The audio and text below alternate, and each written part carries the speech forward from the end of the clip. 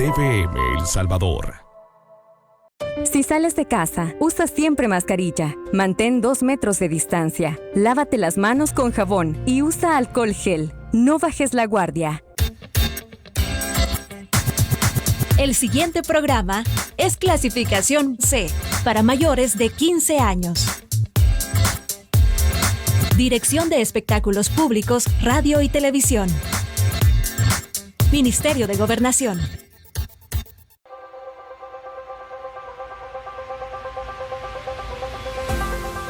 Los conceptos vertidos en el siguiente programa son de exclusiva responsabilidad de la Agencia Salvadoreña de Noticias, bajo la dirección del periodista Raúl Beltrán Bonilla.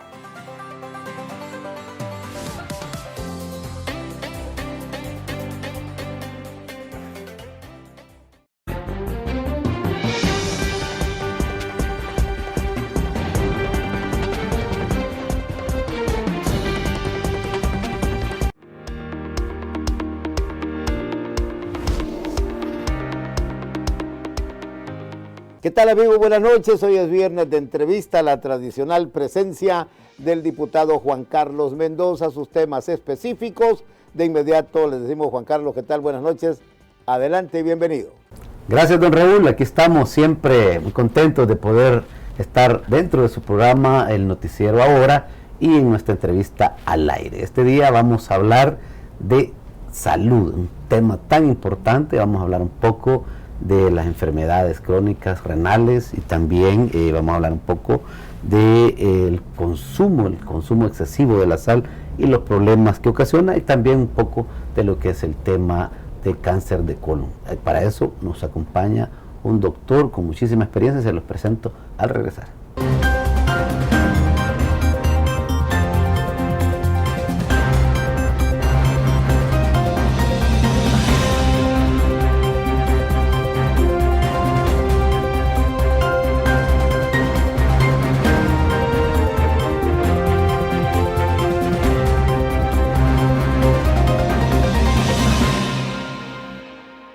Gracias por seguir en nuestra sintonía y estamos conversando con el doctor Emilio Salazar. Él es intensivista y nos acompaña este día en la entrevista, así como lo hemos hecho en otras ocasiones, así que le damos la bienvenida una vez más. Muy agradecido, doctor, y hemos estado conversando un poco sobre el cáncer de colon, pero también queremos hablar un poco sobre la salud renal. Bueno, yo diría la enfermedad renal, pero usted me ha hecho las observaciones. Es correcto. Tenemos que hablar un poquito de los riñones para comprender la importancia de la salud renal. Tenemos 2 riñones que están ubicados en la parte posterior de nuestro abdomen. Los riñones tienen muchas funciones que son indispensables para la vida. Principalmente se encargan de mantener el equilibrio entre el agua que ingerimos y el agua que perdemos. Mantienen el equilibrio hídrico. También mantienen en equilibrio las sales de nuestro organismo, el sodio, el potasio, el magnesio. Recordemos que nuestro cuerpo entre un 60 y un 70% es agua y sal.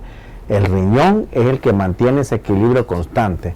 Además produce una hormona que se llama eritropoyetina, que participa en la síntesis de la hemoglobina, en la producción de nuestros glóbulos rojos, que son los que transportan el oxígeno en nuestra sangre, y también tiene funciones importantes en el control de la presión arterial, entre otras muchas funciones.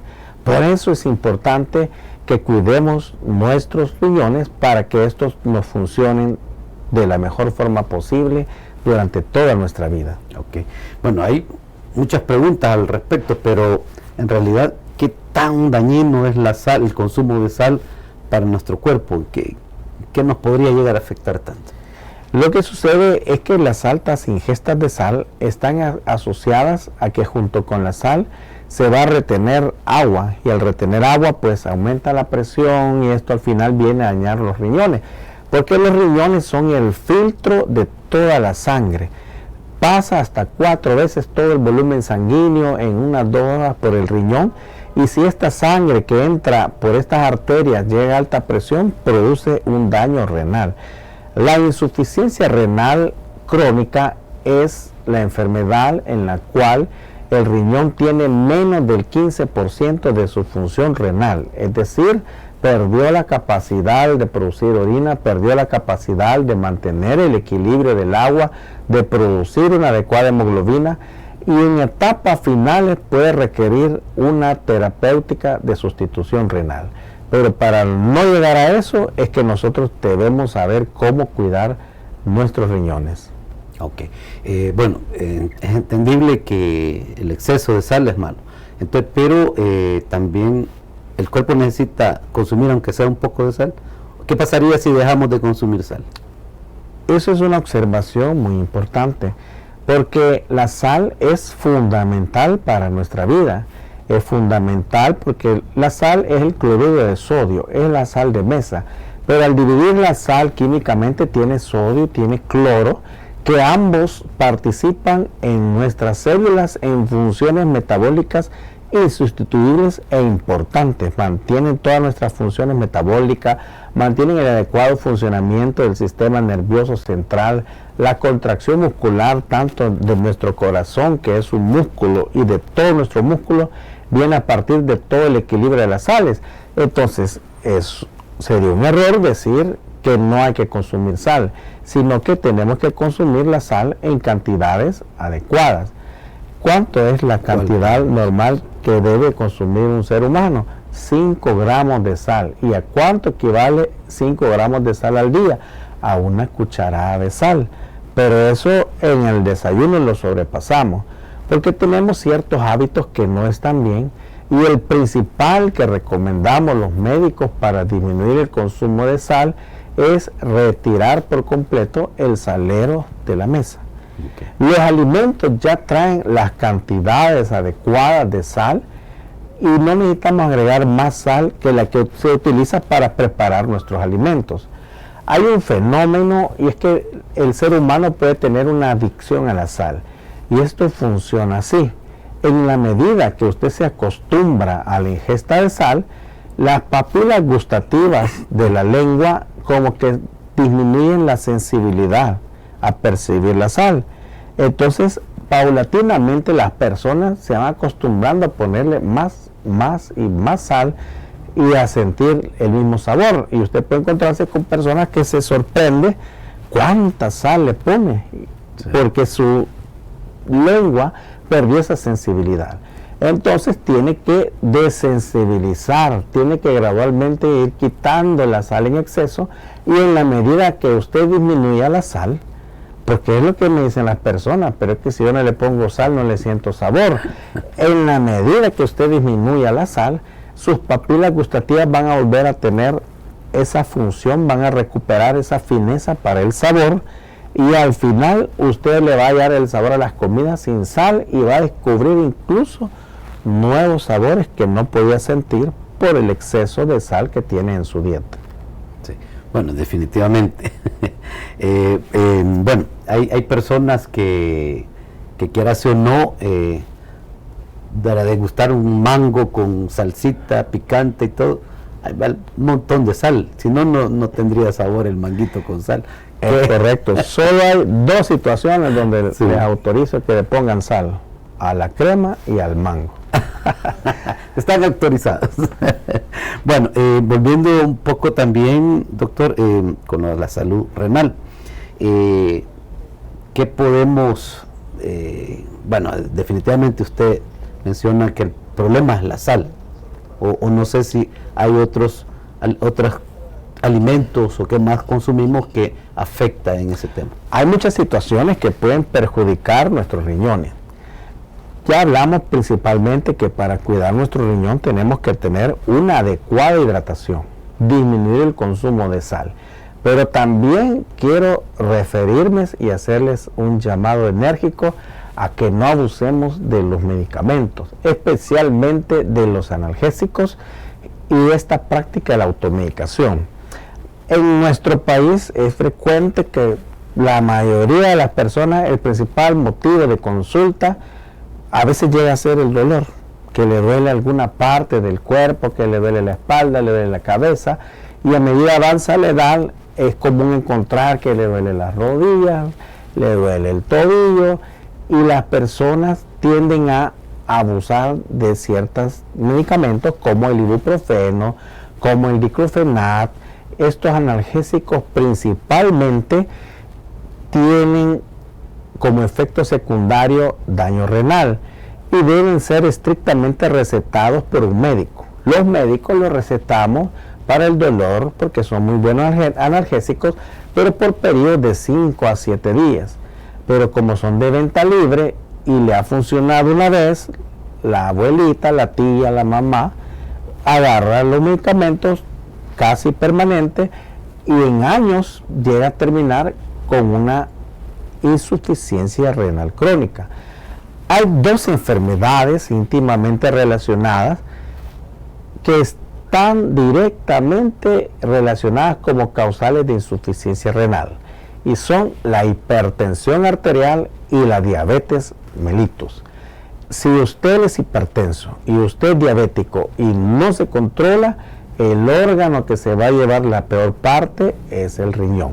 Esto no ocurre en días, no ocurre en semanas, no ocurre en meses, pero sí al cabo de unos años, de pronto una hipertensión mal controlada, un diabético mal controlado, va a terminar en una situación de insuficiencia renal, que es una situación muy lamentable. También en nuestro país es muy frecuente, en nuestra población que se dedica a la agricultura, el uso prolongado de pesticidas, el uso prolongado de estos venenos y sin la protección adecuada, a veces por la incomodidad de andar un traje, no usan sus máscaras de protección, no usan su equipo o no hacen todo el protocolo que deben de seguir después de aplicar estos venenos. Mucha paciente con insuficiencia renal está directamente relacionado a la agricultura y es un reto pues que en las futuras generaciones esto vaya disminuyendo en cantidad y en frecuencia, porque también es una carga importante a la enfermedad renal crónica el uso de estos pesticidas. Por supuesto, el uso de alcohol, por el metabolismo del alcohol, que al final produce metabolitos tóxicos que afectan directamente al riñón. El tabaquismo también está relacionado con insuficiencia renal. Son prácticas que deben de evitarse. Y algo más aún que es bien importante, sí, y que estoy seguro que la mayoría de los que nos están viendo en esta hora lo hacen, es el consumo de alimentos ultraprocesados. ¿Y qué son los alimentos ultraprocesados? Es todo aquello que la industria le ha agregado un químico, le ha agregado un preservante y lo ha puesto en una lata. Básicamente esos son alimentos ultraprocesados que están en todas las tiendas, en todos los mercados, en todos los súper, que casi todos los consumimos porque no pensamos que esto nos puede hacer daño, pero sí hacen daño y están relacionados con insuficiencia renal. Ejemplo de ellos, el jamón, el pepperoni, el salami, todas las verduras enlatadas, todas las frutas enlatadas. Melocotones. Los melocotones. ¿Por qué? Están ricos. Usted tiene que ir a ver las etiquetas, sí, las etiquetas de información nutricional, que ahí claramente donde dice amarillo, número tanto, fosfato monosódico, preservantes, todo esto son químicos que está demostrado que también el consumo le puede afectar sus riñones. Yo sé que hay bastante que hablar de este tema, sin embargo el tiempo se nos está yendo. Vamos a ir al siguiente segmento. Cuando volvamos vamos a hablar también un poco el tema de la presión arterial, la diabetes, que son los principales enfermedades que ocasionan llegar a una enfermedad renal, y también el doctor pues nos va a dar unos consejos ahí cómo mantener nuestros riñones tranquilos y trabajando muy bien. Con gusto, Juan Carlos. Bueno, ya volvemos, no nos cambien.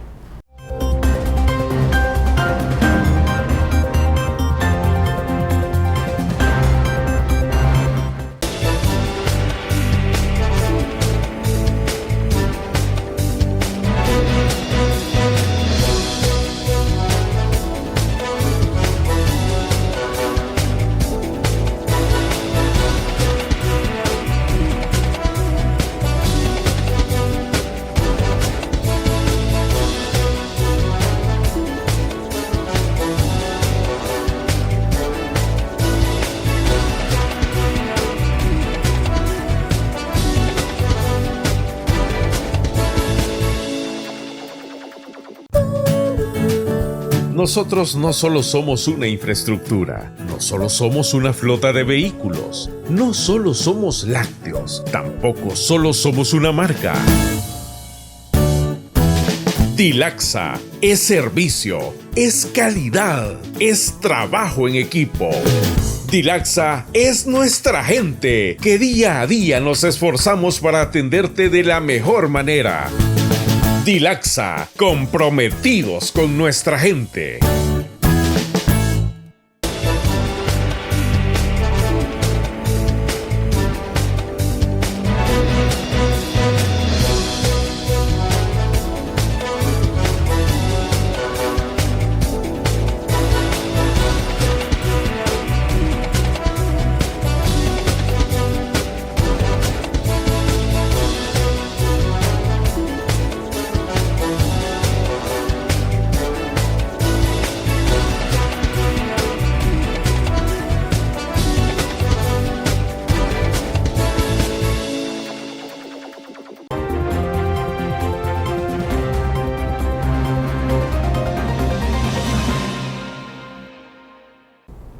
Bueno, estamos de regreso y seguimos conversando con nuestro amigo, el doctor Emilio Salazar, un tema muy importante. Estamos tocando temas que hay que conocer, hay que saber, y para nosotros mismos o para nuestra familia, la verdad que debemos de estar constantemente pendientes de toda nuestra familia, y de igual manera pues saber qué son los síntomas que se tienen para cada una de estas enfermedades. Hemos hablado cómo detectar el cáncer de colon, también hemos hablado de salud renal y también el problema que ocasiona el excesivo consumo de sal. Pero también vemos que en estas enfermedades también influyen otros tipos de factores, como son otras enfermedades como la diabetes, presión arterial, y pues vamos a darle seguimiento a nuestra conversación con el doctor Emilio Salazar. Así que, doctor, yo creo que hay varias preguntas que me han hecho llegar para que se las consulte, pero iniciemos con el tema de la diabetes y la presión arterial, que son los principales factores para problemas renales. La diabetes, la hipertensión y la obesidad constituyen el síndrome metabólico. ¿Cómo daña la diabetes el riñón? Bueno, ¿cómo daña la diabetes todos los órganos? La glucosa, cuando anda libre en altas cantidades en el cuerpo, tiene una reacción bioquímica que se une irreversiblemente a las proteínas. Es decir, una vez la glucosa se une a una proteína, le cambia su forma, le cambia su función y por tanto destruye en el tiempo este órgano. A esa reacción le llamamos glicosilación no enzimática de las proteínas, y básicamente que el exceso de glucosa se va a fijar a las proteínas del riñón y viene con los años a terminar en una nefropatía diabética. Entonces, el control de los niveles de azúcar, el control de su diabetes es bien importante para prevenir un daño renal a largo plazo. Y no solo renal, porque la glucosa alta se le une en todas sus estructuras, se une en la retina, que es la parte del ojo que se encarga de la visión, y entonces los pacientes con diabetes mellitus en el tiempo llegan a perder su visión, se unen todos sus nervios periféricos y ahí viene la neuropatía diabética, etc. Por eso el control de un diabético es muy importante. Ahora bien, la presión arterial elevada. Cuando la sangre circula, la presión arterial es como un sistema hidráulico, como la cisterna de su casa o como el sistema de agua que lleva el agua potable a nuestras casas. Si la presión anda alta del sistema hidráulico, pues se dañan las tuberías, se dañan las válvulas, los chorros. Igual sucede con nuestro riñón. La sangre entra a través de la arteria al riñón para llevarle la sangre para que el riñón pueda filtrarla, pueda limpiarla, pero si esta sangre llega a altas presiones, pues hace un daño mecánico en las estructuras del riñón, y a los años pues un paciente hipertenso, aparte de ser hipertenso, va a terminar con una insuficiencia renal. La hipertensión arterial y la diabetes mellitus son las dos enfermedades que mal controladas están más relacionadas con una insuficiencia renal crónica. Doctor, para una persona con problemas ya renales, prohibido azúcar, prohibido sal. El azúcar por el tema de la diabetes, por la sal por el tema de presión arterial, no sé, es un conjunto de... El paciente con insuficiencia renal requiere muchos cuidados. Es decir, nosotros podemos evaluar un paciente que está en insuficiencia renal cuando su creatinina sube arriba de 1.5 miligramos decilitro y se mantiene así en el tiempo. Ya cuando detectamos que hay una nefropatía, pasan muchos años desde que usted tiene una insuficiencia renal, es decir, anda con creatinina de 2 y no requiere diálisis hasta que llega a una etapa terminal en la que definitivamente hay que dializarlo, trasplante renal, etcétera. Sí. La duración del tiempo desde que le diagnostican su insuficiencia renal hasta que usted llegó a una fase en la que desafortunadamente ya requiere mayores intervenciones para preservar la función renal, depende del cuidado que este paciente tenga. No debe de ingerir alimentos que aumenten las toxinas y que dañen el riñón, por ejemplo. Sí. Es decir, las carnes rojas que liberan mucho amonio, por supuesto, todos estos químicos, alimentos ultraprocesados que llevan productos químicos, están contraindicados y debe seguir una dieta muy estricta de protección para el paciente renal. Y ni se diga mencionar de nuevo, pues, no automedicarse, no utilizar antibióticos. Afortunadamente en el país no puede la gente comprar libremente antibióticos, sí, a menos que un médico se los prescriba, pero sí tiene que tener un estricto control de su dieta, de no ingerir alimentos que sean perjudiciales para el riñón, como las bebidas carbonatadas, como los productos químicos, algunos aderezos, algunas salsas que llevan mucho condimento, que están totalmente contraindicadas en los pacientes con insuficiencia renal. Ok, tengo varias preguntitas que me han hecho llegar. Doctor, el consumo de energizante, hablábamos hace un momento que por un lado lleva azúcar y por otro lado también lleva sales, glucosa, sí, y sal. Los energizantes están altamente contraindicados en los pacientes con insuficiencia renal y por supuesto en todas las personas. Llevan altas cantidades de glucosa. Todas estas bebidas que llevan altas cantidades de azúcar, altas cantidades de sodio, hacen daño incluso a las personas sanas.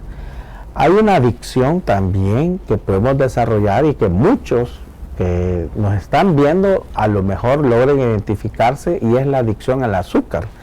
Cuando hablamos de adicciones usualmente decimos adicción a las drogas, al alcohol, al tabaco, pero el azúcar es altamente adictiva. Lo que sucede con estas bebidas que tienen altos contenidos de azúcar es una situación fisiológica. Cuando entra el azúcar a la sangre, el páncreas libera una hormona que se llama insulina. La insulina tiene como finalidad hacer que esa glucosa que está en la sangre entre a la célula. Pero esto es como cuando un niño lo regaña. A medida que usted lo regaña más y más y más, el niño no hace caso. Entonces con el cuerpo sucede lo mismo. Mientras más azúcar le mete, el páncreas produce más insulina, y mientras más insulina produce, los receptores dejan de hacerle caso a la insulina. Y eso se llama resistencia a la insulina. Es decir, tiene glucosa alta y aunque produzca insulina, si antes, por decirle algo, un número ficticio, si antes con 20 unidades de insulina lograba controlar su glucosa, estaba hablando de personas sanas, no diabéticos, sino que personas sanas, con 20 unidades lograba meter toda la glucosa a las células, pero como tiene un montón, llega el tiempo que está produciendo 100 unidades de insulina y no logra meter. El paciente todavía no es diabético, pero va cabalgando hacia una diabetes mellitus. Y por eso es importante a la población y a los colegas médicos recordarles que no solo debemos de medir la glucosa, sino que también debemos medir los niveles de insulina. Porque una persona puede tener una glucosa en ayunas normal, pero a expensas de una alta cantidad de insulina. Este paciente no es diabético, pero ya desarrolló resistencia a la insulina, y si no hace las correcciones a tiempo, usted definitivamente va a ser diabético, y definitivamente si no cuida la diabetes va a padecer de insuficiencia renal crónica. Y el objetivo de venir a dar esta información es que hagamos cambios positivos en nuestra vida para disminuir la incidencia y mortalidad de estas enfermedades. Ok, tengo otra pregunta. ¿Es lo mismo hablar del intestino irritable y colon irritable? Es una pregunta que nos llega. Es lo mismo. Cuando hablamos de intestino irritable, se hace relación a todo el tracto intestinal, y el colon irritable son los mismos términos. También le llamamos colitis inflamatoria inespecífica o simplemente colitis. Es una situación en la que el colon reacciona como intolerancia a ciertos alimentos, a ciertas dietas, pacientes que si comen curtidos, si comen mucho condimento, muchas salsas, chiles, el colon se irrita, se distiende, produce gases y eventualmente pues les produce dolor de fuerte intensidad. El limón también ocasiona. En algunos casos. Okay. Sí. Bueno, otra pregunta, ¿el cáncer de colon es hereditario? Sí, hay un factor ligado a la herencia en el cáncer de colon, pero los factores hereditarios funcionan así.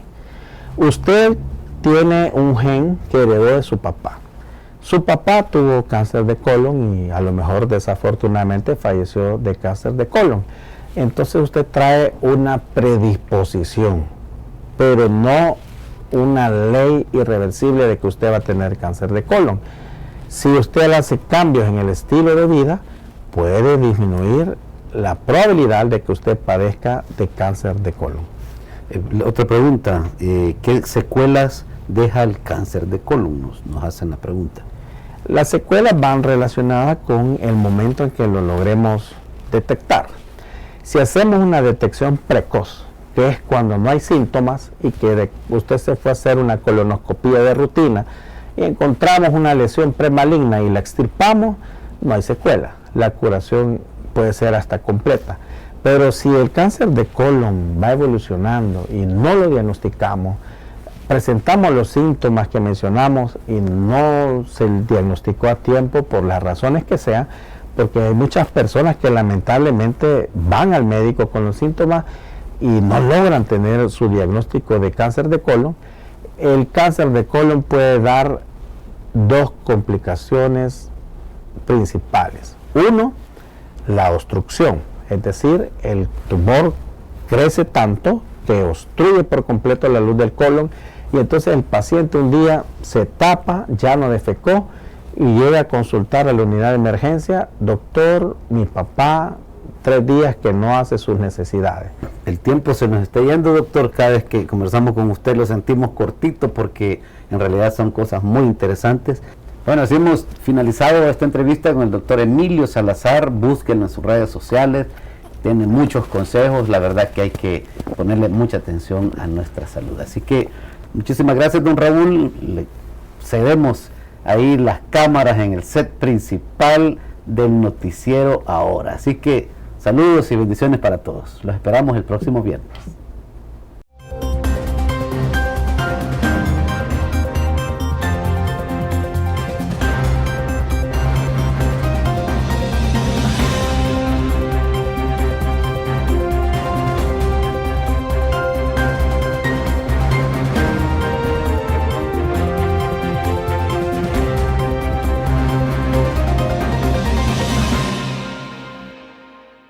Gracias, Juan Carlos, por esa información, también con la participación de sus invitados. Vamos a esta breve pausa para regresar con el reporte especial de los viernes.